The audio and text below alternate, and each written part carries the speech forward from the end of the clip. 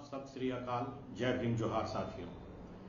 आज मुख्य रूप से मैं औरंगजेब के विश्वनाथ मंदिर के प्रति नीति और जो हिंदू शासकों की मंदिरों के प्रति जो नीतियां रही हैं उस पर मैं चर्चा करूंगा।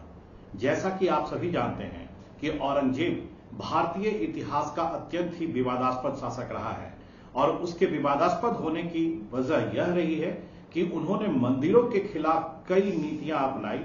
जैसे कई मंदिरों को तोड़ा, विश्वनाथ मंदिर है, मथुरा का केशव राव मंदिर है। तो ये बातें औरंगजेब को अत्यंत ही विवादास्पद बना देती है और आमतौर पे यह माना जाता है कि औरंगजेब का जो नजरिया था वह हिंदुओं के विरोध में था। और आज आप देखेंगे कि औरंगजेब के नाम का इस्तेमाल खास तौर पे अपने राजनीतिक उद्देश्यों को पूरा करने के लिए किया जा रहा है। तो यहां पर मैं औरंगजेब के खास तौर पे विश्वनाथ मंदिर और मथुरा के जो केशव राय मंदिर है उसका मूल्यांकन करूंगा और इतिहास में वह क्यों तोड़ा गया उसे इतिहास के नजरिए से देखने का प्रयास करूंगा। उसको राजनीति से हटा दीजिए, राजनीतिक उद्देश्यों से उसे कोई लेना देना नहीं है। आप यह समझें कि उस वक्त इतिहास में कौन सी घटना घटित हुई थी जिसकी वजह से औरंगजेब को यह कदम उठाना पड़ा था। तो सबसे पहले मैं विश्वनाथ मंदिर के बारे में चर्चा करता हूं। तो विश्वनाथ मंदिर के बारे में आप सभी लोग जानते हैं कि औरंगजेब ने विश्वनाथ मंदिर को तोड़कर उसे मस्जिद के रूप में परिवर्तित कर दिया। यह बात बिल्कुल सत्य है, आप इस घटना को नजरअंदाज नहीं कर सकते हैं, यह बिल्कुल सही है। लेकिन औरंगजेब ने ऐसा क्यों किया इस बात की चर्चा कोई नहीं करता और इतिहास में कई ऐसे पन्ने हैं जहां पर इस बात की चर्चा की गई है कि औरंगजेब ने ऐसे कदम क्यों उठाए। और मेरा उद्देश्य यही है कि आपको इतिहास की एक सही जानकारी मिले और इतिहास के नजरिए से आप उन घटनाओं का मूल्यांकन करें, राजनीतिक नजरियों से नहीं। क्योंकि आपको जो जानकारी दी जा रही है वह आधी अधूरी जानकारी है और मैं ये चाहता हूं कि आपको इतिहास की सही घटनाओं के बारे में जानकारी मिले और तत्पश्चात आप अपने स्वविवेक से इस बात का फैसला करें कि औरंगजेब ने किन परिस्थितियों में इस तरह के कदम को उठाया था। तो चलिए मैं बढ़ता हूं विश्वनाथ मंदिर की तरफ। विश्वनाथ मंदिर के तोड़ने के पीछे की कहानी बिल्कुल ही अजब है। कच्छ के राजा अपनी 8 रानियों के साथ विश्वनाथ मंदिर को दर्शन करने को आए थे और उन 8 रानियों में जो सबसे सुंदर रानी थी वह सुंदर रानी गायब हो गई। तो ऐसी स्थिति में कच्छ के महाराजा ने औरंगजेब के पास यह कहा कि हमारी एक महारानी गायब हो गई है, आप इसे खोजने में मेरी मदद करें। तो औरंगजेब ने प्रारंभ में इस पर कोई भी ध्यान नहीं दिया और उसकी यह सोच थी कि यह हिंदुओं के बीच का मामला है और उसमें उसका किसी भी प्रकार का हस्तक्षेप करना सही नहीं है, तो उन्होंने नजरअंदाज कर दिया। लेकिन जब कच्छ के राजा बार बार गिड़गिड़ाते रहे औरंगजेब के पास कि आप यह देखें, तो औरंगजेब ने अपने कुछ सैनिकों को भेज दिया। तो कुछ सैनिकों को जो भेजा तो वहां के जो महंत थे, जो पंडित थे, उन्होंने उन सैनिकों को मारकर भेज दिया। तत्पश्चात गुप्तचरों के माध्यम से यह जानकारी मिली कि महारानी गर्भगृह से बाहर पूजा करके वो बाहर नहीं की गई हैं। गर्भगृह का मतलब होता है, आप समझ लें, अंग्रेजी में इसे सैंक्टम सैंक्टोरम कहते हैं और उसका अर्थ यह होता है कि वह जगह जहां पर मंदिर में मुख्य प्रतिमा स्थापित की जाती है।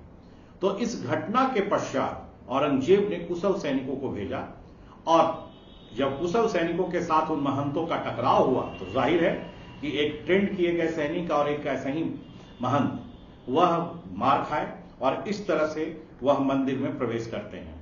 इस क्रम में ही मंदिर में काफी हद तक तोड़फोड़ हो गई थी।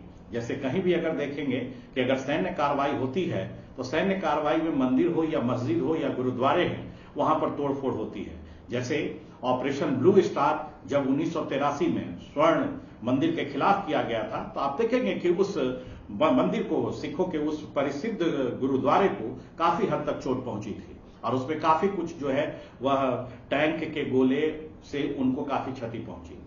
तो सैनिक प्रवेश करे, सैनिकों ने चारों तरफ रानी को ढूंढना शुरू किया और उन्होंने यह पाया कि गर्भगृह के पीछे एक सुरंग है और उस सुरंग से काफी ही ज्यादा बदबू आ रही है। तत्पश्चात वहां पर सुगंधी छीटी गई, 2 दिनों तक वह लगातार छिड़काव होता रहा, और जब वह दुर्गंध साफ हुआ तो सैनिकों ने उस सुरंग में प्रवेश किया, और उस सुरंग में प्रवेश करने के पश्चात उन्होंने देखा कि कई औरतों की नग्न कंकालें वहां पर पड़ी हुई हैं, जिसमें कच्छ के राजा की वह रानी भी, सबसे सुंदर रानी भी थी। ऐसी स्थिति में यह पता चला कि पंडित जो थे वहां के, बनारस के जो मंदिर थे, बनारस के मंदिर के जो पंडित थे विश्वनाथ मंदिर के, उन्होंने सब इन महिलाओं के साथ बलात्कार करके, हत्या करके उस सुरंग में फेंक दिया था। और यह बात मैं ऐसे ही नहीं कह रहा हूं कि किसी सुनी सुनाई घटनाओं पर आधारित है, बल्कि पी सीताराम नाथ की एक किताब है फेदर्स एंड द स्टोन्स, उन्होंने इस किताब में इस घटना का उल्लेख किया है। और याद रखेंगे कि सीताराम नाथ का जो किताब की जो चर्चा की जा रही है, उनके बारे में चर्चा आप यह देख लें, औरंगजेब एक नवीन दृष्टि, इसके लेखक हैं डॉक्टर ओम प्रकाश प्रसाद। ये ओम प्रकाश प्रसाद पटना विश्वविद्यालय के काफी ही महत्वपूर्ण प्रोफेसर रहे हैं और उन्होंने कई महत्वपूर्ण काम किया है। तो उन्होंने औरंगजेब पे जो किताब लिखी, तो उसी किताब में उन्होंने इस घटना का उल्लेख किया है, और उसका सोर्स जो उन्होंने बनाया है वह पी सीताराम नाथ की किताब जो थी, वह माफ कीजिएगा the feathers and the stones, यही उस किताब का जो है नाम है। इसके अलावा आप यह पाएंगे कि बीएन पांडे जो पटना विश्वविद्यालय से ही रिलेटेड है, उन्होंने भी इस घटना का उल्लेख किया है। उन्होंने खुदाबख्श मेमोरियल जो एनुअल लेक्चर्स होते हैं, जो 1986 में हुआ था पटना में, उसमें भी उन्होंने इस घटना का उल्लेख किया है। यानी मैं जो बातें कह रहा हूं कि औरंगजेब ने विश्वनाथ मंदिर में क्यों प्रवेश किया, मंदिर क्यों टूटा, तो उसके पीछे वहां के मंदिर के जो पुजारी थे उनकी वह कारगुजारियां थी, और उसके बारे में पूरा इतिहास सम्मत जो है वह जानकारी मैं आप लोगों को दे रहा हूं। तत्पश्चात उस औरंगजेब ने उस मंदिर पे कार्रवाई की और उस मंदिर को तोड़कर उन्होंने मस्जिद में परिवर्तित कर दिया। ऐसी स्थिति में अब यहां पर आप मूल्यांकन कर सकते हैं। मैं यहां पर कुछ भी नहीं कहूंगा कि औरंगजेब सही था या गलत था, लेकिन आप इस स्वविवेक से फैसला करें कि इबादत की कोई भी जगह, चाहे वह मंदिर हो, चाहे वह मस्जिद हो, चाहे वह गुरुद्वारे हो, अगर मंदिर, मस्जिद और गुरुद्वारे में इस तरह की घटनाएं अगर होंगी, तो क्या आप इस तरह की घटनाओं का सपोर्ट करेंगे, समर्थन करेंगे? अगर मुझसे व्यक्तिगत तौर पे आप पूछें तो मैं सीधे तौर पे आपको यह जवाब दूंगा कि नहीं, मेरा इस पर कोई भी सहमति नहीं है, और वैसे मंदिरों का न रहना ही हमारे लिए ज्यादा बेहतर है जो इंसानियत और मानवीयता पर पूरी तरह से कलंक लगाता हो। वैसे मंदिर, मस्जिद और गुरुद्वारे के रहने की कोई आवश्यकता नहीं है। आपको मैं यह भी बता दूं कि जब 1983 में जब ब्लू स्टार हुआ था स्वर्ण मंदिर पे, तो जब सेना अंदर प्रवेश की थी, तो उसमें से 300 ऐसी लड़कियां मिली थीं जो पूरी तरह से नग्न थी और गर्भवती थी। क्या आप इस तरह की घटनाओं को आप सही ठहराएंगे?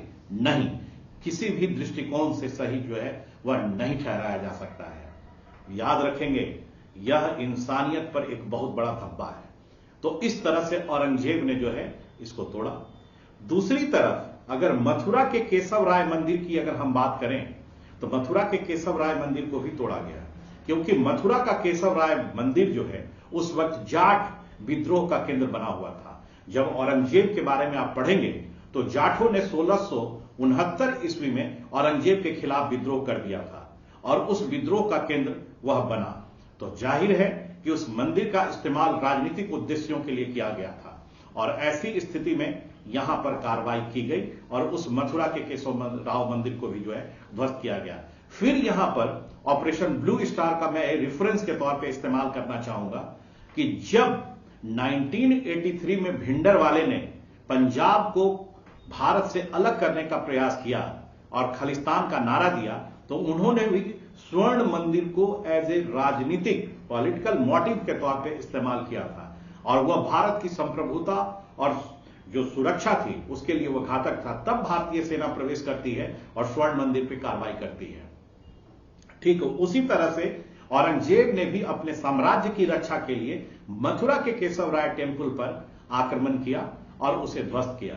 और आप देखेंगे कि अगर जब बात राजनीति की आएगी, बात साम्राज्य की सुरक्षा की आएगी, तो वहां पर मंदिर ही नहीं, आप पाएंगे कि औरंगजेब ने मस्जिदों को भी ध्वस्त किया है। जब गोलकुंडा का अभियान 1687 ईस्वी में औरंगजेब के द्वारा किया गया था, तो ऐसी परिस्थितियों में आप पाएंगे कि वहां मस्जिद को भी ध्वस्त किया गया अपने राजनीतिक उद्देश्यों को पूरा करने के लिए। तो ये आप अच्छी तरह से मान लें, अगर मंदिर हो या मस्जिद, अगर किसी शासक के खिलाफ अगर उसका इस्तेमाल किया जाएगा तो निश्चित तौर पे उस पर कार्रवाई की जाएगी। हां, अब चूंकि औरंगजेब एक मुसलमान था और मुसलमान होने के नाते उसने एक हिंदू मंदिर को तोड़ा था, तो जाहिर है कि इसको आप आसानी से एक सांप्रदायिक नजरिया दे सकते हैं और इसका राजनीति के रूप में इस्तेमाल कर सकते हैं। लेकिन मैंने क्या कहा कि मेरा एक उद्देश्य है आपको सही जानकारी देना, और चूंकि आप सभी लोग व्यस्त हैं तो स्वविवेक से इस बात का आप फैसला कर सकते हैं कि क्या वह सही था और क्या गलत था। तो यहां तक तो मैंने औरंगजेब के बारे में बताया। अब मैं आपको हिंदू शासकों की तरफ से भी बताता हूं कि उन्होंने मंदिरों के प्रति किस तरह की नीतियां अपनाई। क्या किसी मुस्लिम शासक के बारे में आप जानते हैं कि उन्होंने मंदिरों को लूटने के लिए कोई विभाग बनाया? वह ठीक है, अभियान किया गया, सैन्य कार्रवाई की, उस दौरान मंदिरों को लूट लिया गया, लेकिन मंदिरों को लूटने के लिए कोई विभाग बनाया गया, ऐसा किसी मुस्लिम शासन में नहीं मिलता है। लेकिन अगर हिंदू शासकों की अगर हम बात करें तो हिंदू शासकों में जो है इस बात का उल्लेख किया गया है, और इसमें आप पाएंगे कि कश्मीर का राजा हर्ष जो था वह मंदिरों को लूटने के लिए उसने एक अलग विभाग ही बना दिया था। उसने एक उदयराज नामक एक व्यक्ति को नियुक्त किया और उसको देवोत्पाट नायक, उस विभाग का नाम ही दिया गया देवोत्पाट नायक, ठीक है। और उस विभाग का काम था मंदिर को लूटना, और वह बहुत बुरी तरीके से मंदिरों को लूटता था। उनकी जितनी भी प्रतिमाएं थीं उन सबको लूट लिया जाता था, और इस लूट में जो भी हिस्सा मिलता था उसका आधा हिस्सा शासक अपने पास रखता था और आधा हिस्सा सैनिकों के बीच में बांट दिया जाता था। अब आप यह बताएं कि हर्ष जो था कश्मीर का शासक, वो तो प्योर ब्राह्मण था, लेकिन उसके बावजूद उसने मंदिरों को लूटा।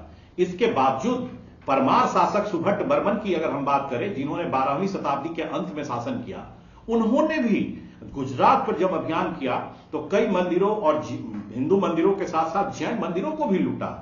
अब आप यह बताएं कि जब हिंदू शासकों ने भी अपने उद्देश्यों को पूरा करने के लिए इस तरह के अभियान किए, तो इसका मतलब क्या हुआ कि सब जो है उन्होंने अपने अपने हिसाब से मंदिर का इस्तेमाल किया और उसको लूटा। तो मेरा सिर्फ यही कहने का उद्देश्य है कि इतिहास को इतिहास के नजरिए से ही देखा जाए, उसको वर्तमान के संदर्भ में देखने का प्रयास नहीं करें। अगर जिस समय विश्वनाथ मंदिर टूटा, जिस समय केशव रात मंदिर टूटा, या कश्मीर के शासकों ने तोड़ा या लूटा, आप उस समय के इतिहास के नजरिए से देखें।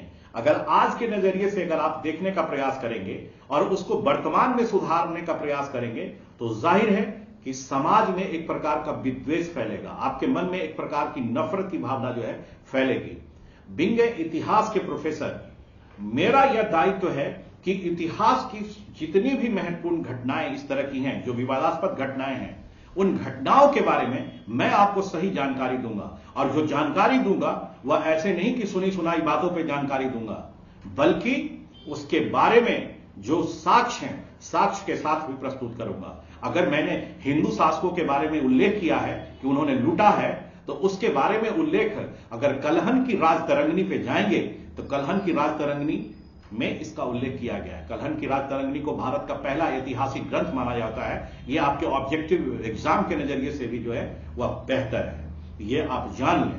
तो इसीलिए इतिहास को इतिहास के नजरिए से देखिए, वर्तमान में उसे सुधारने का प्रयास न करिए। हमारे बाप दादाओं से बहुत गलती हुई है, अगर उन गलतियों को अगर आज सुधारने का प्रयास करेंगे तो समाज में एक विद्वेष फैलेगा, और वह किसी भी देश के लिए, किसी भी राज्य, किसी भी क्षेत्र के लिए वह बेहतर नहीं होगा।